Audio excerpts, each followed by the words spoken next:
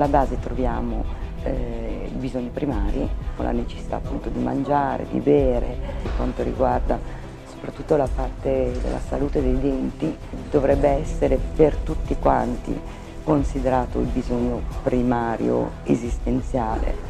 Io invece è una vita che lavoro per pagare il dentista, lavoro per rincorrere lo stato di benessere della mia salute.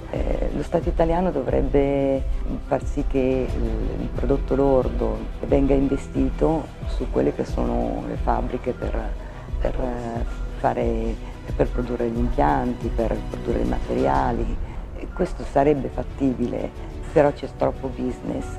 La figura del dentista dovrebbe essere una figura che ti accompagna fin dall'inizio. Noi non andiamo a trovarlo perché ci deve risolvere i problemi, ma perché deve prevenire tutte quelle che sono le problematiche. Questa è una parte dove dovremmo rivedere realmente qual è la figura del dentista.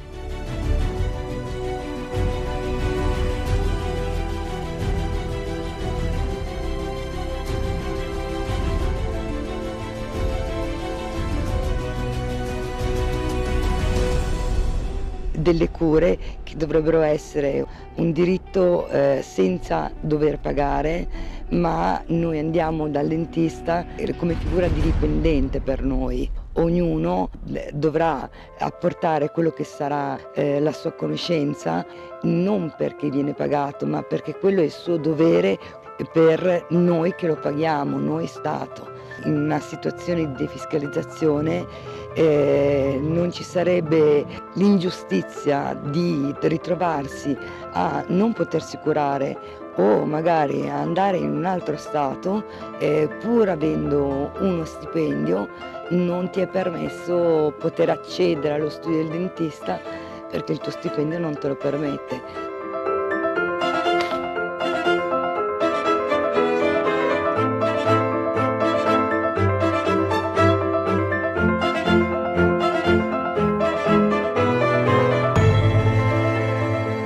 Riprenderò una masticazione adeguata e i sapori del cibo, cosa che per tanto tempo non ho sentito con un palato ricoperto.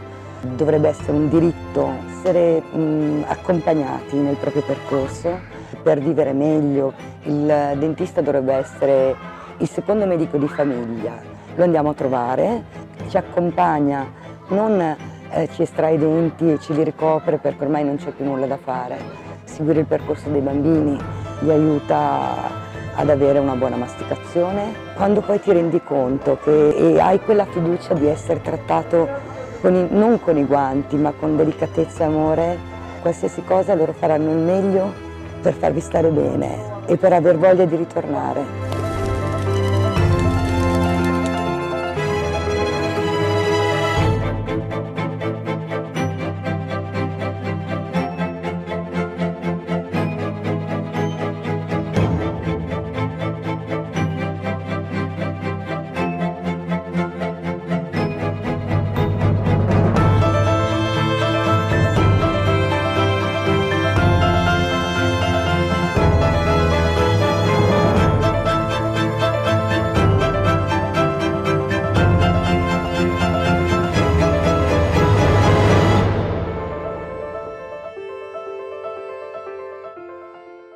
Esiste una suora americana, la sorella Buder, che tanti anni fa ha iniziato a correre e appassionarsi alla gara Ironman, che è una di quelle gare più estenuanti, estreme che esistono al mondo, dove c'è corsa, nuoto, bicicletta. Ha vinto da poco la categoria 80-84 anni per primo premio di questa splendida gara sportiva che viene fatta ogni anno agli Hawaii. Un anno questa suora aveva deciso di partecipare a questa gara e quel giorno soffiava un vento veramente forte. Questa era una suora veramente magrolina, piccolina. Il vento a un certo punto l'aveva sollevata, era diventata quella che venne chiamata la suora volante. Era stata scaraventata sugli scogli, si era fatta male e lì tutti preoccupati per il suo stato di salute e per l'assicurazione che non copriva oltre quella età i partecipanti a questa gara estrema. L'anno successivo, per il suo 81esimo anno di età, aveva deciso di riscriversi a questa gara, ma gli fu impedito, proprio visti i precedenti. Lei decise quell'anno che per fare la gara Ironman o per correre e fare tutto quel percorso estremo non avrebbe avuto necessità di una pettorina.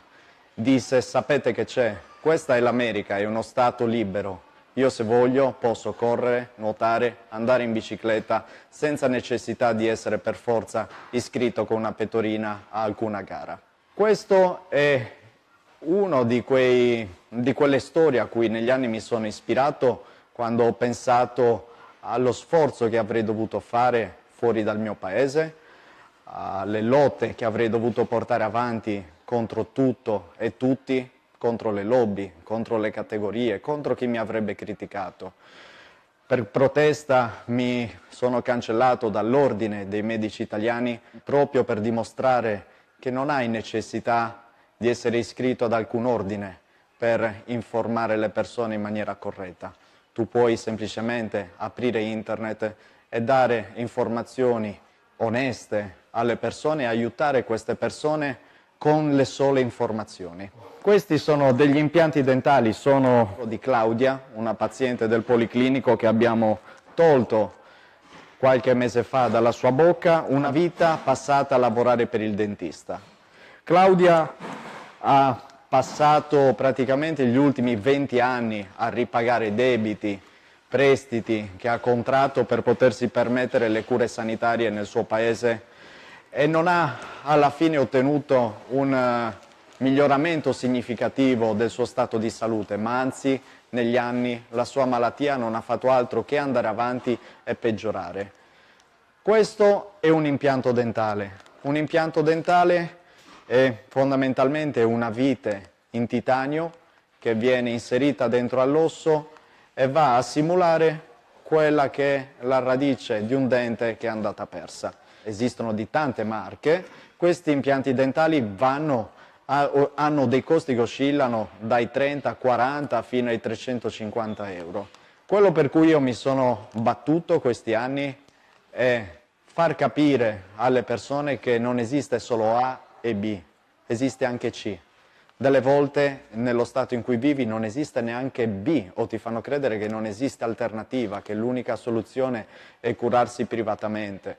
Io non me la prendo mai con i medici che sono tartassati dalle tasse, dal sistema tassativo che tassa 2 volte la sanità. Io me la prendo contro il grande assente. Il grande assente, il sistema pubblico, che non c'è. Non si fa altro di parlare di quali siano i prezzi giusti, quanto minimi possono essere i tariffari, ma non si parla invece di ciò che dovrebbe essere garantito a ogni cittadino, ovvero un servizio 5 stelle sanitario a tutti i livelli. Parlo di otorinolaringoiatra, parliamo di oculista, parliamo di cardiologo, di cardiochirurgo, parliamo di odontoprotesista, l'odontotecnico che dovrebbe essere statale, pagato dallo Stato per fornire gratuitamente le protesi ai dentisti che vengono pagati dallo Stato.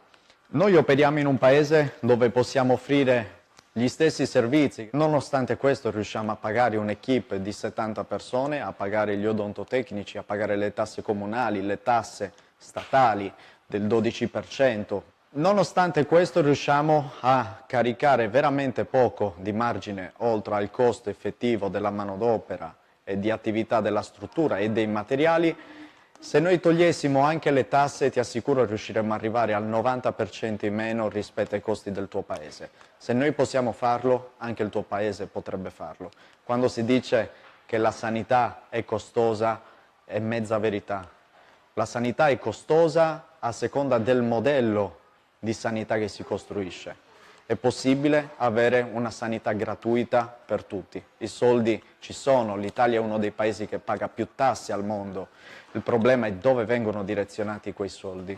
Questa battaglia non l'avrei mai potuta fare dal mio paese. Per questo ho tolto la pettorina, sono andato fuori per correre in solitario contro tutti e ho incontrato le persone migliori durante questi anni che la pensano come me e che assieme a me hanno fatto quella stesura della dottrina che dovrebbe essere la sanità per i prossimi 20 anni. Ho scritto un libro che parla di come dovrebbe essere strutturata la sanità i prossimi 20 anni e quest'anno stiamo realizzando il primo gruppo consumatori sul territorio nazionale europeo che lotta per il diritto umano alla salute. I pazienti sono molti di più dei medici.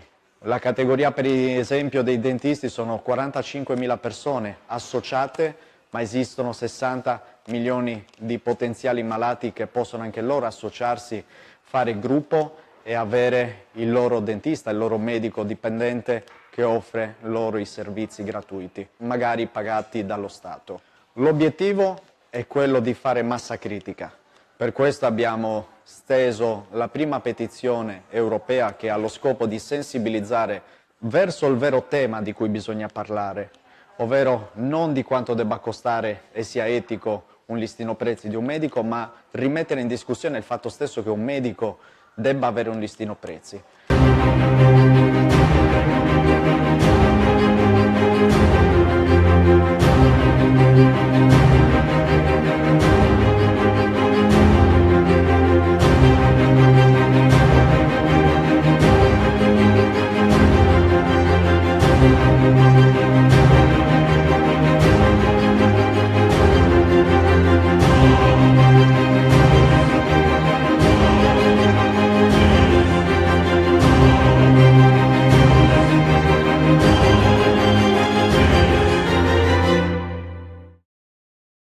Tutto questo.